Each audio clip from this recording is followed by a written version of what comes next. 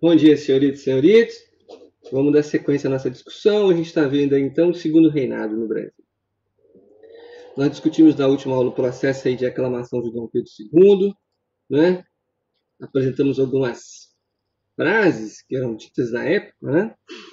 Liberais e conservadores, antes opositores na forma de conduzir o país, certo? Mas o desejo de manter seus privilégios faziam com que eles se aliassem, né, para enfrentar qualquer ameaça ao latifúndio, ao trabalho escravo, a essa perspectiva econômica de atender os interesses do mercado externo. Importante a gente ter essa noção, certo? Vimos aí que no primeiro momento da independência o objetivo era enfrentar a ameaça, né, não a ameaça, né, mas os interesses da elite portuguesa que aqui estavam, né? E uma vez proclamada a independência, essa elite brasileira vai tentar assumir esse controle, né, das decisões decisórios, né, sobre os aspectos políticos e econômicos. Então, estar junto era importante, né? O objetivo era comum, certo? Nós dividimos aí em dois partidos, né? O Partido Brasileiro e o Partido Português nas últimas aulas. Né? Vimos com o processo de independência, a regência, a eliminação desse partido português, o enfraquecimento dele, principalmente com a morte do Dom Pedro I, que vai vir a acontecer. Vimos que esse partido brasileiro ele se divide em dois, né? O conservador e o moderado, e como esses dois grupos vão lidar com as questões relativas ao desenvolvimento do país. Né? Com a aclamação de Dom Pedro II, né, mais à frente das nossas discussões, nós vimos que foi consolidado o centralismo oligárquico, né, a garantia da unidade nacional, a manutenção da estrutura, a pacificação do país pela via violenta, né, e a tentativa e a busca dessa conciliação. Nós dividimos o período em três. De 1840 a 50, a consolidação que visava estabilizar e pacificar o país. Né? Vimos aqui na última aula dois movimentos que vão se encerrar, né? A Farroupilha que se encerra, né? E a Revolução em Pernambuco, né? que vai ser silenciada, né? A tentativa de separatismo, né? da Confederação Pernambucana. 1850 a 70, da conciliação e o momento de apogeu, e de 70 a 89, é o que nós estamos discutindo nesses períodos. Né? Os principais partidos, liberais e conservadores.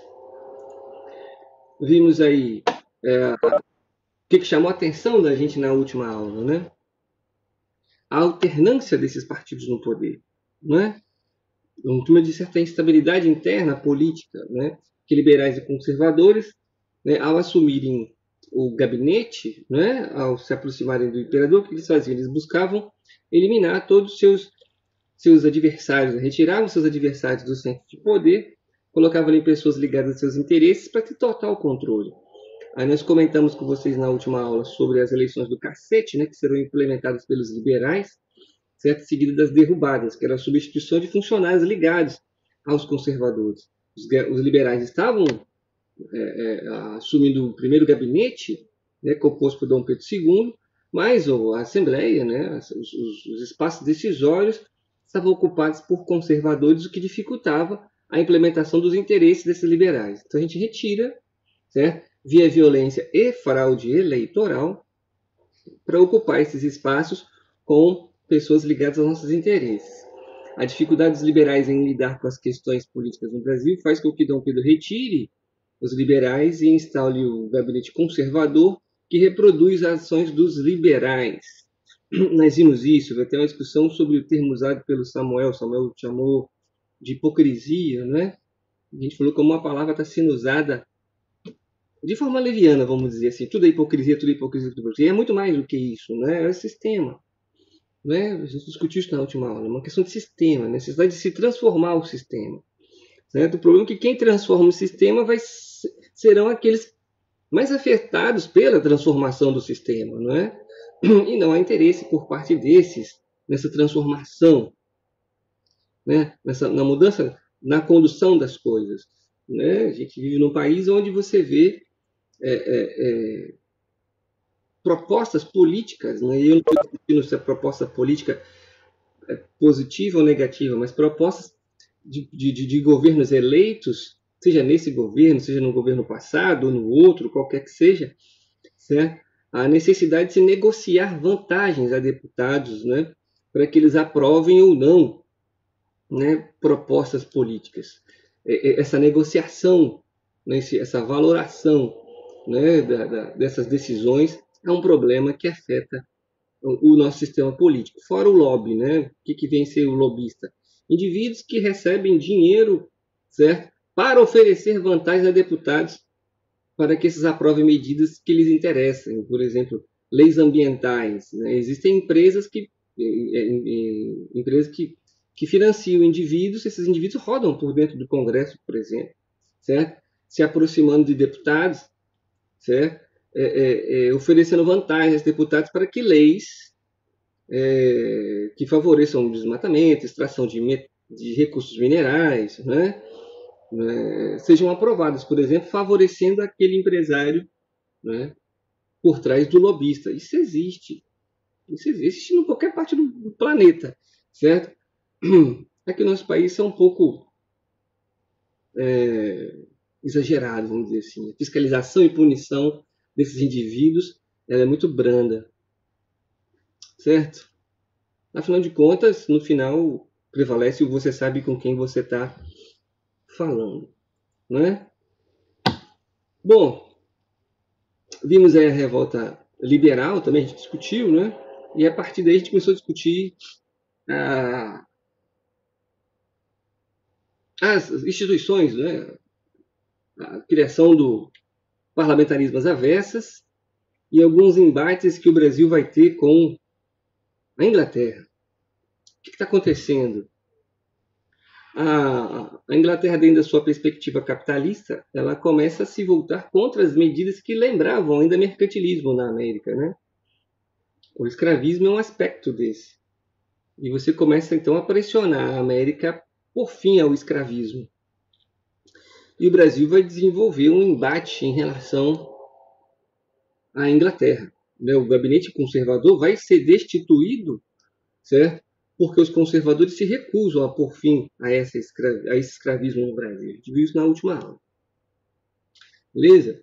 Então nós temos a implementação da Tarifa Alves Branco de 1844, que eliminava as tarifas que favoreciam a Inglaterra desde 1810. Ora, de que forma isso favoreceria ao Brasil e prejudicaria a Inglaterra? Não é? Favoreceria o Brasil, e isso é importante pensar, né? Porque a gente não tem discussões semelhantes a essa no país hoje. Ao retirar essas vantagens da Inglaterra, você permitiria aquele indivíduo que quer investir no desenvolvimento nacional, no nível da sua indústria, no nível da sua fábrica, certo? Ele consiga concorrer com esse produto externo, a abrir o país aos interesses estrangeiros, certo?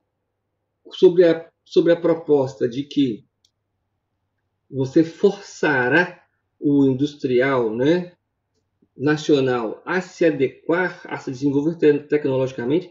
Isso é muito bonito se esse industrial tiver o devido apoio do Estado. Certo? O que não acontece no país. Os grandes conseguem sobreviver e o pequeno empresário ele tende a quebrar por não conseguir competir com esse grande produto, com essa grande empresa estrangeira que vem de fora. Certo? Então, quando você retira essas vantagens da Inglaterra, você permite que esse pequeno investidor, pequeno e médio investidor, consiga se desenvolver a ponto de concorrer e ganhar mercado. Certo? Então, num primeiro momento, você vai ter aí o que nós vamos chamar mais à frente de pequeno espasmo, né? Surto industrial no Brasil, certo? E um dos fatores que vai permitir esse surto vai ser a implementação dessa tarifa, certo? Na realidade, a gente precisa reforçar os cofres do país, né, nesse momento. Nós vimos o que vem a ser o parlamentarismo às avessas, né? Onde o primeiro-ministro vai ser escolhido pelo imperador. Diferente do processo de elaboração de um parlamentarismo, né? Onde os representantes do povo escolhem um partido e esse partido apresenta o seu primeiro-ministro, representante, né, desse partido, que recebeu a maioria dos votos. Contudo, entretanto, todavia, nós sabemos que o processo eleitoral no Brasil ele é seletivo. né? Ele é censitário. Não é todo mundo que tem acesso ao processo. Certo? Isso nós vimos na última aula. Isso aqui é interessante. A gente discutiu na última aula. Em 1848, né, os conservadores retornam ao poder. Em 1853, elabora-se o Ministério da Conciliação, estabelecendo uma regra. Nós vimos essa discussão aqui. No começo eu falei da Revolução Pernambucana, estava tentando fazer referência à Revolução Praieira. O segundo ano está vendo o primeiro reinado, eu confundi as bolas. Né? Então vamos adaptar. O movimento revolucionário pernambucano, denominado Revolução Praieira. Certo? É importante atentar para o que está acontecendo nesse período aqui na Europa, né? Porque o que acontece na Europa vai ter eco aqui, né? Vai fazer barulho. Em 1848, o Marx escreve o Manifesto Comunista. Certo? A Revolução Burguesa, certo? Que ocupa a Europa, né? Tendo como seu marco principal a Revolução Francesa, certo? Ela continua. A burguesia está no processo de estabelecimento dos seus ideais. A Revolução Francesa, pura e simplesmente, não estabeleceu a burguesia. Vai haver resistência por parte daquela aristocracia derrotada, certo? Na tentativa de recuperar o poder, vide o Congresso de Viena e a Santa Aliança. Logo, as barricadas, os conflitos, certo? Eles existem na Europa, certo? Esse período que a gente está apresentando para vocês aqui é um exemplo disso, certo? Então, a luta pelo estabelecimento, pela manutenção da burguesia no poder, ele continua, certo? Concomitantemente a essa luta da burguesia em se manter no poder, você tem os impactos da Revolução Industrial, certo? Os impactos desse desenvolvimento capitalista, a exploração cada vez mais acentuada por parte do trabalhador, a luta desse trabalhador por uma legislação que o proteja, certo? A gente já viu isso na Inglaterra, nós estamos falando de expansão pela Europa como um todo, certo? E vão surgir doutrinas sociais que contestam esse liberalismo, esse capitalismo. No caso, socialismo e o anarquismo. Né? Você vai ter o socialismo utópico, você vai ter o socialismo científico do Marx, né? Você vai ter o que vão chamar de socialismo cristão, você vai ter o anarquismo. Certo? Essas ideias elas vão percorrer o mundo, vão chegar aqui, vão. Não significa dizer que aqui no Brasil vai acontecer uma revolução socialista. Né? O socialismo chegou perto do Brasil. Certo? O Brasil nunca viveu nada próximo de comunismo ou socialismo. Isso nunca chegou perto. Certo? Você tem ideia, você tem proposta, você tem indivíduos ligados a, mas em momento algum você viveu no Brasil algo desse tipo. Certo? Essa revolução praieira reivindicava voto livre universal, liberdade de imprensa, garantia de trabalho, nacionalização de comércio. Perceba como a gente vai ver ao longo do ano que esse termo aqui, a ideia de nacionalização, né, de favorecimento do brasileiro, vai ser comum no nosso discurso até a década de 90. Certo? Até a década de 90, esse discurso ele vai ser um pouco enfraquecido, a ideia de enfraquecer a presença do Estado. Né? Vamos ver como é que isso vai funcionar mais à frente. A abolição da escravatura e a instalação de uma república. Né? Esse vai ser a referência à Revolução Praieira, que vai de encontro a tudo aquilo que Dom Pedro II representava, certo? E representava os interesses dessa elite nacional agroexportadora, escravocrata, certo? Que defende a manutenção de uma eleição baseada censitariamente, certo? Essa manifestação vai ser sufocada, certo? Com toda a violência necessária, não é? Utilizada historicamente pelo Estado brasileiro. Eu só quis chamar a atenção do Pedro Ivo e do Abreu Lima, que são dois homens ligados às Forças Armadas, certo? Sendo que um deles era considerado um socialista utópico. Só para reforçar o que eu disse no começo. Apesar de você ter um indivíduo aqui que tinha uma leitura socialista, não significa que esse movimento foi socialista, certo? Não foi, certo? Não foi socialista. É importante, quando vocês verem em geral esse contexto, fazer essa relação com o Brasil. Economia e sociedade. O segundo reinado vai manter a ordem exportadora, o café. Contudo, entretanto, todavia, novas culturas se desenvolvem. O cacau e a borracha. E inicia aí o surto industrial, o espasmo industrial, vamos dizer assim. Né?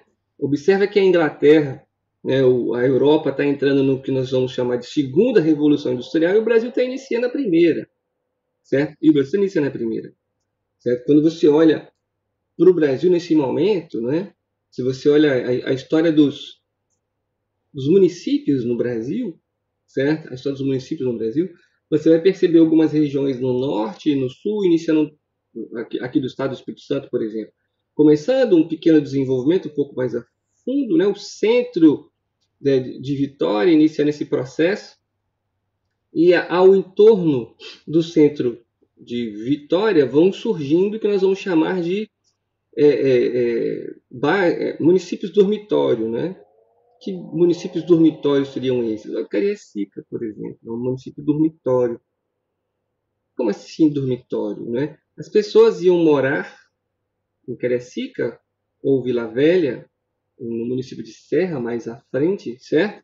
Mas elas trabalhariam no centro. Então havia o deslocamento, por isso chama de dormitório. Todo desenvolvimento vai para o centro, certo? E ao entorno vai surgir na periferia o local onde as pessoas dormem, né? Onde as pessoas moram efetivamente. Beleza? Isso vai atrasar um pouco o desenvolvimento de algumas regiões. De Cariacica, né? Qual é o desenvolvimento industrial que nós temos para Cariacica? Qual a proposta de desenvolvimento industrial, de boom industrial para Cariacica, por exemplo? Né? Olha para Vila Velha, qual é o surto industrial? Quais são as grandes indústrias que estão ocupando Vila Velha, Cariacica? Até hoje você não tem isso, né?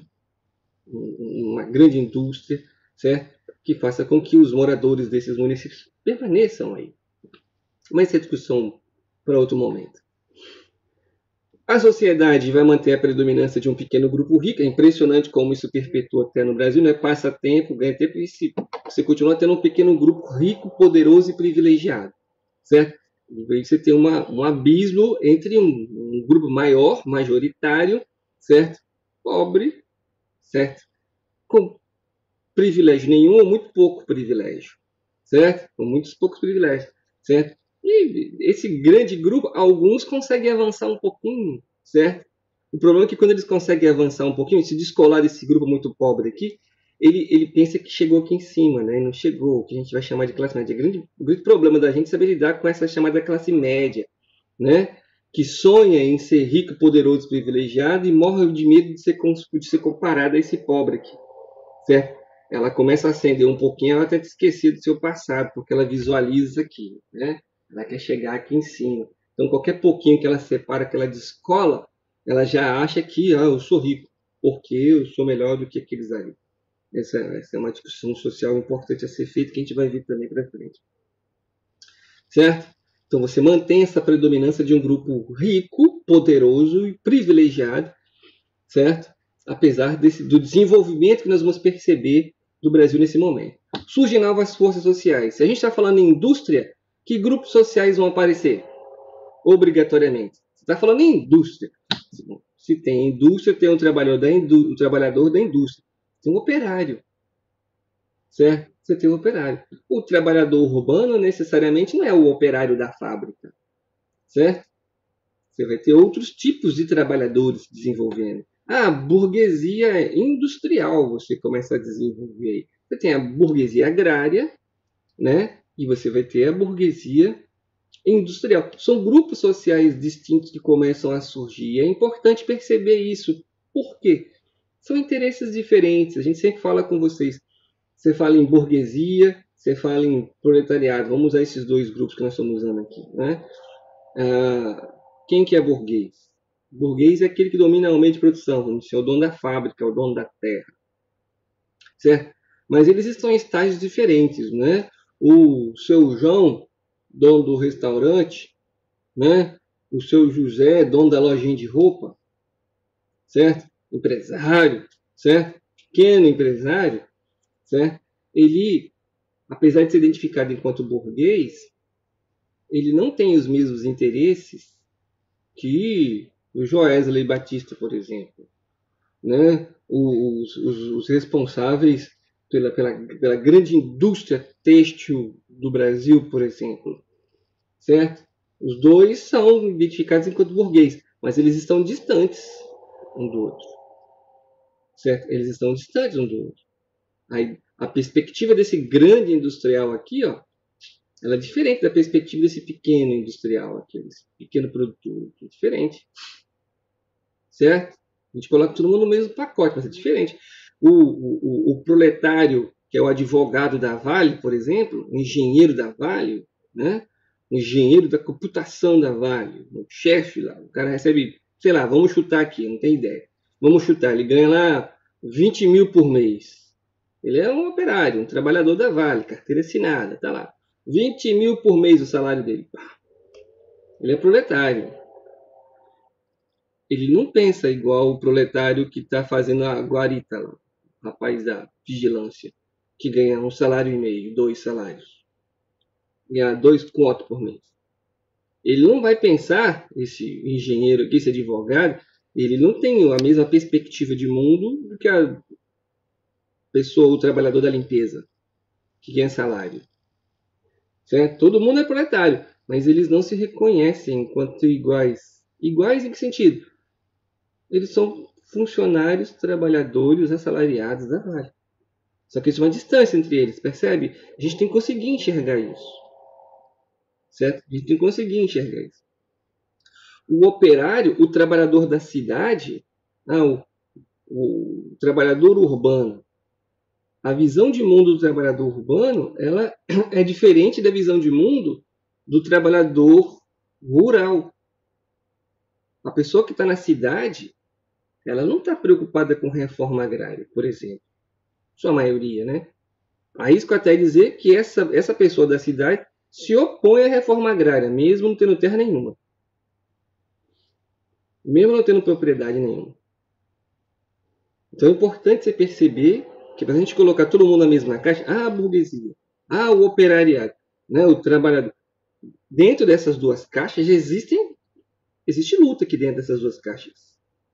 Certo? Existem oposições. Por isso que é importante perceber essa transformação. Se você está ampliando o número de grupos sociais, você está ampliando essas reivindicações. Está claro ou não? Por favor, manifeste-se aí, para eu perceber que eu não estou sozinho. Né? Tem 20 minutos que ninguém escreve nada. Se manifeste aí para eu perceber que eu não estou sozinho, por favor. Certo? Você vai ter essa urbanização. Certo? Você vai ter essa urbanização. É só olhar para nós. Nós somos alunos de um colégio particular, o Castro Alves. Do lado da gente tem um colégio público. Né? Vamos ver as perspectivas, as visões de mundo, certo? A consciência de realidade que nós temos. Né? Vocês, alunos de um colégio particular, e os alunos do colégio público, os professores desse colégio particular, os professores do colégio público, você vai perceber muitas semelhanças próximas, né? A gente convive com as pessoas, são vizinhos da gente, parentes da gente, amigos da gente, certo? Mas dependendo da discussão que você propor, você vai perceber que é uma distância. Você começa a separar as coisas, né? Você começa a perceber que existem essas diferenças de comportamento, da reprodução de determinados comportamentos. É importante perceber isso, certo? É importante para a gente lidar com isso. Certo? Importante isso. Vê? Certo? Importante perceber isso. Passamos por um processo gradativo de adequação ao capitalismo e suas... Eu grifei porque eu gosto desse termo, né? E suas novas dinâmicas de exclusão, né? Ou seja, havia uma forma de excluir, antes desse processo, Brasil, agroexportador, latifundiário, escravocrata. Bom, eu estou falando escravocrata, não tem nada mais excludente do que o escravismo. Né? Aí a informação que traz agora é a seguinte, vão haver novas dinâmicas de exclusão. Como assim? Que dinâmica vai ser essa? De exclusão que esse capitalismo vai apresentar. Né? Existe algo mais excludente do que o escravismo? Né? Que novas dinâmicas seriam essas? Vamos ver. Apesar do caráter elitista e conservador na política. Ou seja, está havendo um processo de transformação no modelo econômico, certo? Mas todo esse processo de transformação de modelo econômico, certo? Vai se tentar manter esse caráter elitista e conservador na política. Ou seja, aqueles que direcionam, que dirigem, permanecerão dirigindo o destino do país. É sempre aquela frase que eu repito para vocês, né? É necessário uma grande transformação no Brasil para que as coisas continuem as mesmas. Importante perceber isso. Essa frase é muito importante. Vamos falar do café, então, em específico. O café vai se tornar o principal produto a partir da década de 80, ele começa a se desenvolver de forma mais efetiva, né? Se alastra pelo Vale do Paraíba, por favor, o Vale do Paraíba não está na Paraíba, certo? É uma região geograficamente localizada entre Rio de Janeiro e São Paulo, certo? Avança para São Paulo, noroeste de São Paulo, chamado Oeste Paulista, certo? Que vai ser favorecido pelo Porto de Santos, solo fértil, chuvas regulares, né?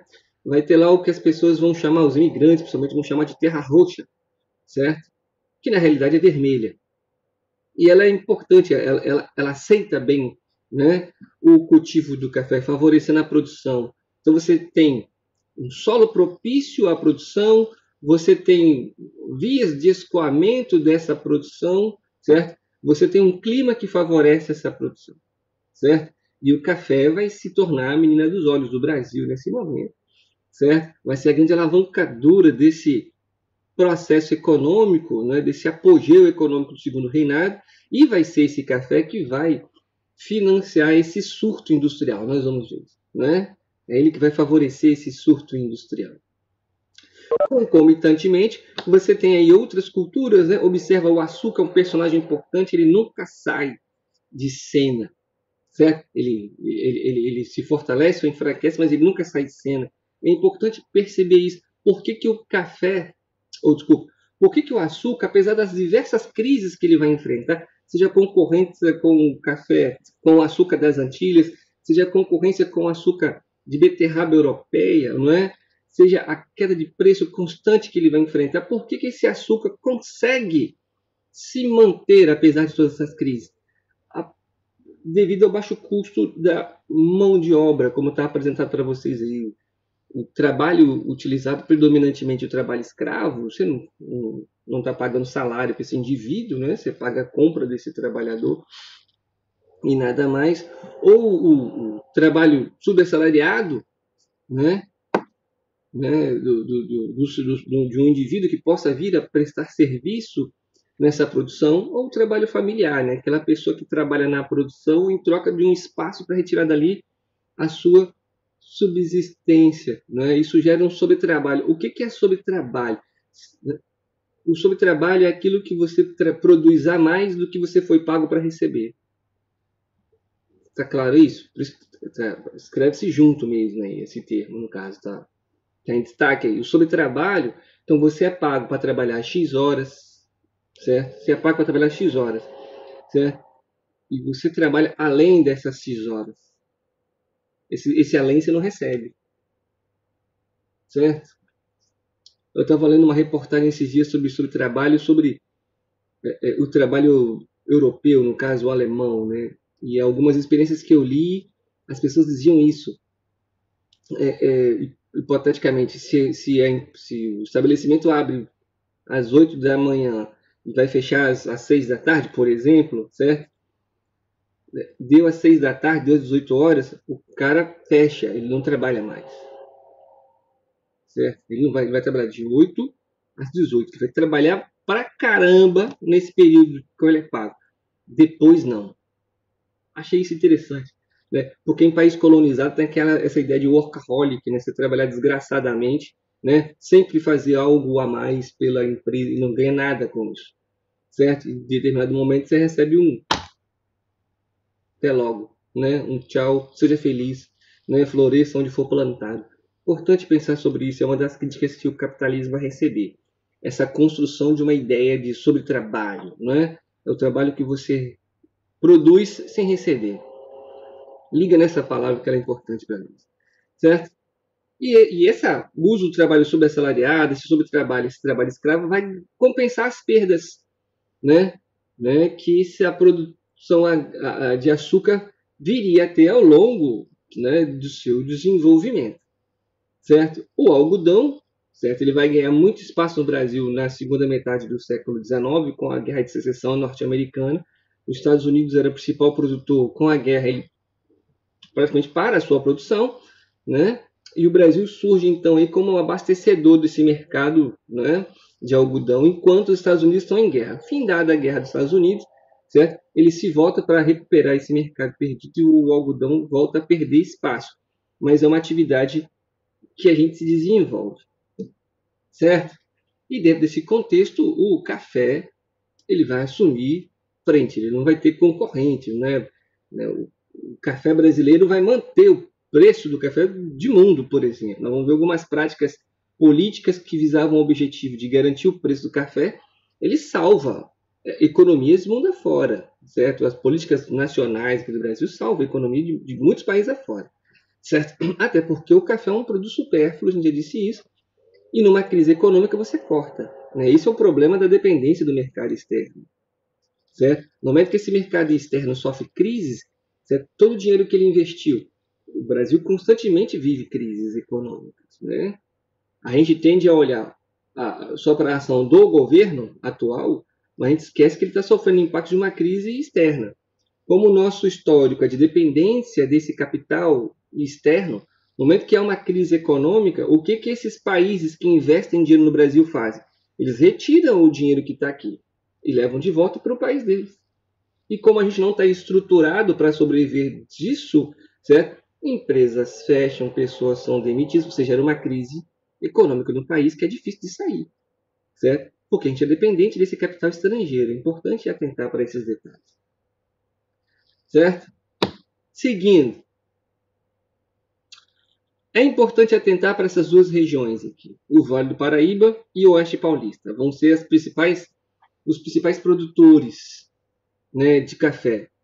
Certo? Você vai ter aí duas elites bem importantes nesse processo que a gente está estudando.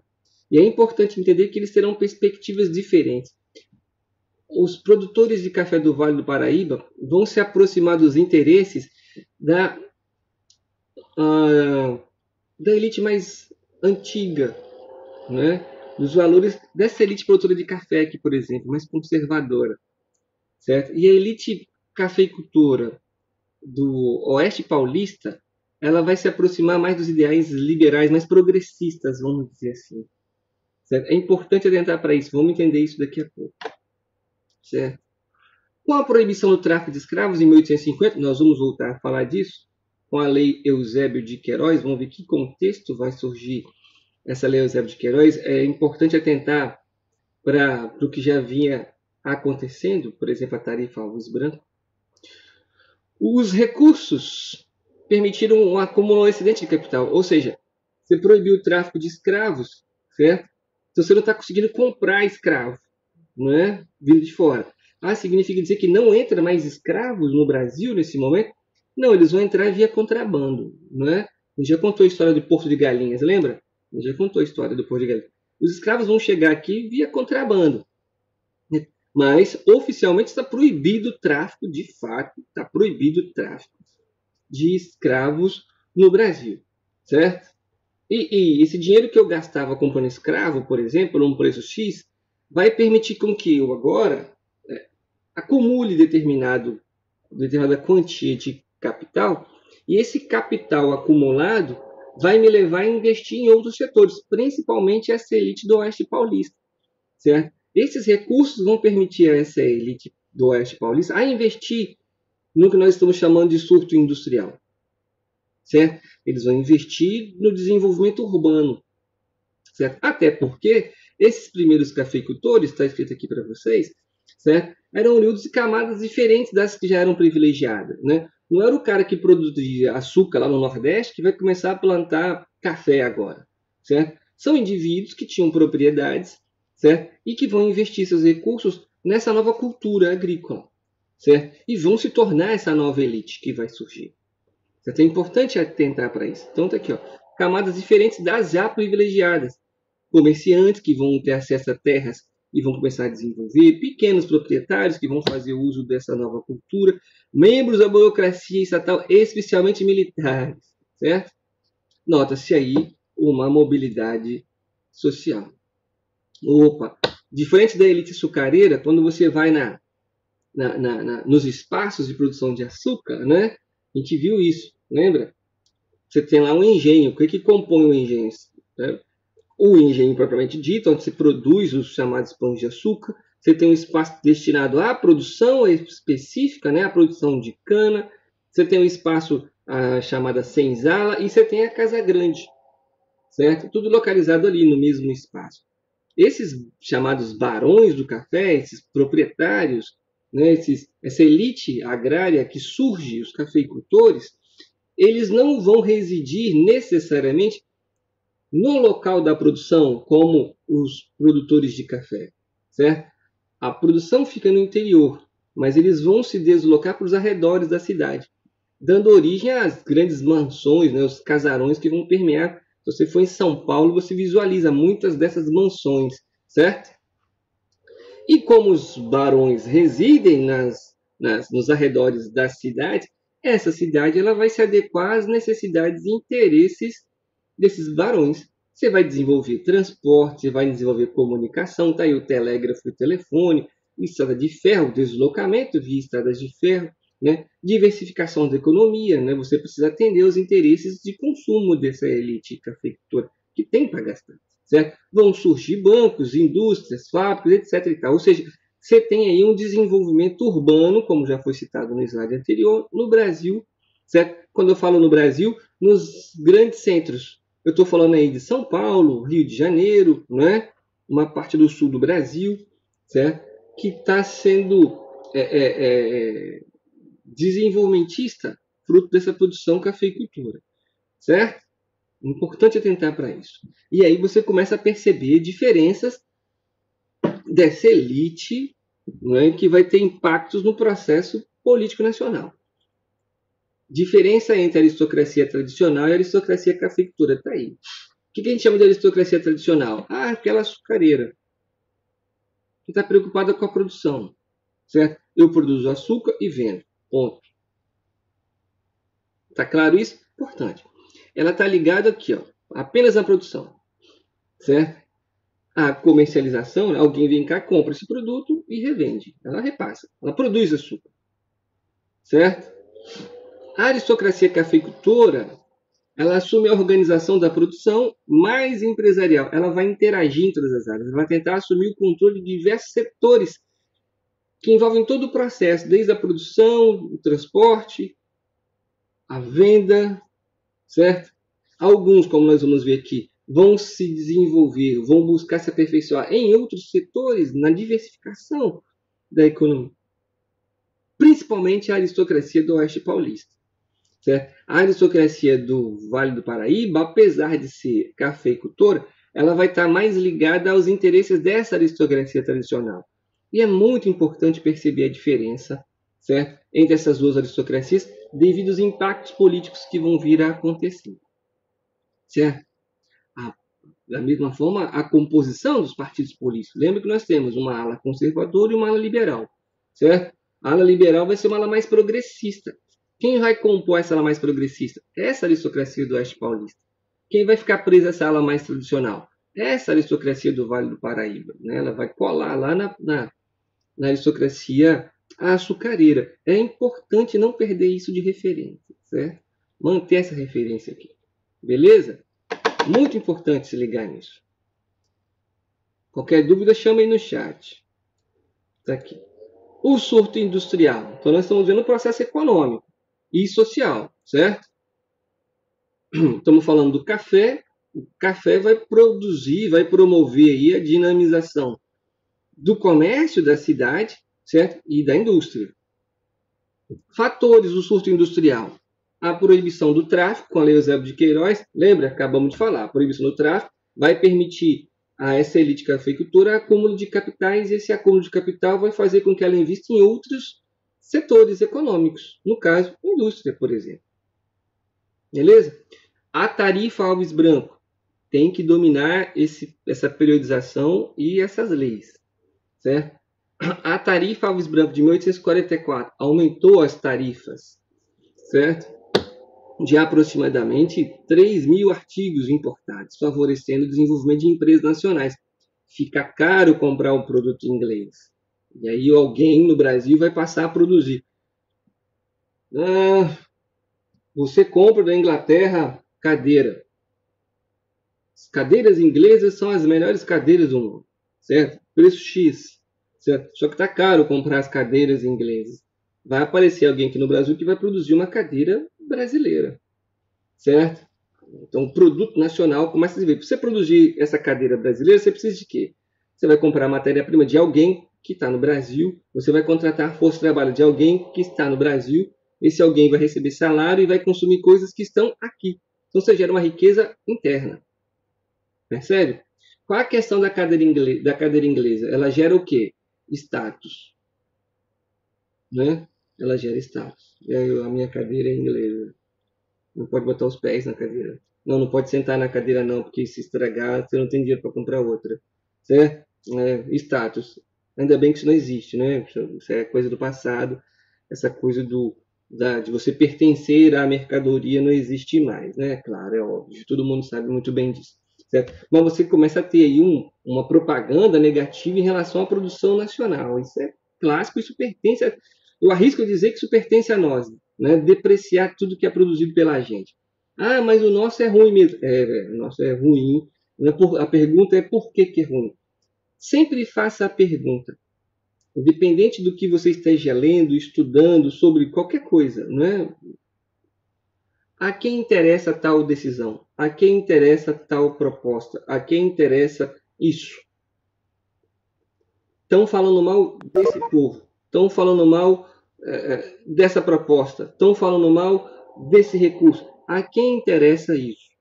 Sempre faz essa pergunta e pensa sobre isso.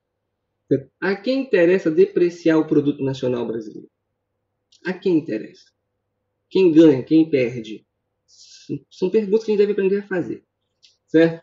A política de emissão monetária é produzir e fazer dinheiro mesmo. Certo? Fazer moeda e jogar a moeda no mercado. Ah, mas isso não desvaloriza? Em certo ponto, sim. Em certo ponto, sim. Contudo, entretanto, todavia, você tem dinheiro rodando, certo? Que vai permitir as pessoas acessarem esse recurso. No começo da pandemia, houve uma discussão econômica nesse sentido bem interessante. Né? O que fazer mediante a perspectiva de lockdown? A gente dá esse dinheiro, esses 600 contos, né? Mas como arrumar esse dinheiro? Houve quem defendesse, muitos economistas viessem a defender a ideia de produz dinheiro, emite dinheiro, dá o dinheiro para a pessoa ficar em casa, né? Ela com esse dinheiro ela compra e sobrevive enquanto for necessário. Se você fizer uma pesquisa no Google, você vai achar esses debates, né? Essas propostas pró e contra a emissão desses recursos, certo? Sugiro até para vocês que façam essa pesquisa, a proposta de emissão de dinheiro, né, durante a pandemia. Então, esses três fatores vão permitir o surto industrial no Brasil, certo? Tais ações que diversificaram a economia não significaram uma política econômica que vislumbrasse o desenvolvimento autônomo e independente, mas uma reordenação da produção num padrão moderno, mantendo sua característica exportadora, certo? Até porque tais tentativas ocasionavam pressões externas que mantinham o Brasil atrelado à sua condição periférica na ordem capitalista internacional. O que está dizendo aí? Que por mais que a gente estivesse desenvolvendo indústria, nesse primeiro momento, fosse esse surto industrial, certo?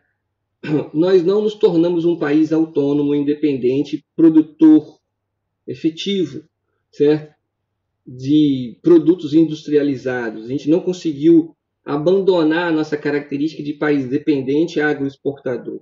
Por que não? Bom, porque o interesse externo se sobressaía aos interesses internos. A Inglaterra, por exemplo, não tinha interesse que o Brasil se tornasse um produtor industrial. Se ele se transforma nesse produtor industrial, ele para de comprar os seus produtos, logo afeta os interesses desta Inglaterra. Certo? Afeta os interesses dessa Inglaterra. Certo? E como é que a Inglaterra pressiona? Ela pressiona a elite política. Quem compõe a elite política? Aqueles proprietários de terra que produzem açúcar, que estão produzindo café, que são vendidos para esse mercado externo. Certo? Estão entendendo como é que as coisas funcionam? Tem um livrinho que vou sugerir a vocês? Só um minuto. Vai acabar agora. Recomendo Chutando a Escada. Certo? Tá vendo aqui? Ó, não é nenhum comunista, nem petista que está escrevendo a obra. Tá vendo aqui? Não é. Certo? Vale muito a pena ler, nem que seja a introdução desse livrinho aqui, Chutando a Escada, que ele vai mostrar isso. Certo?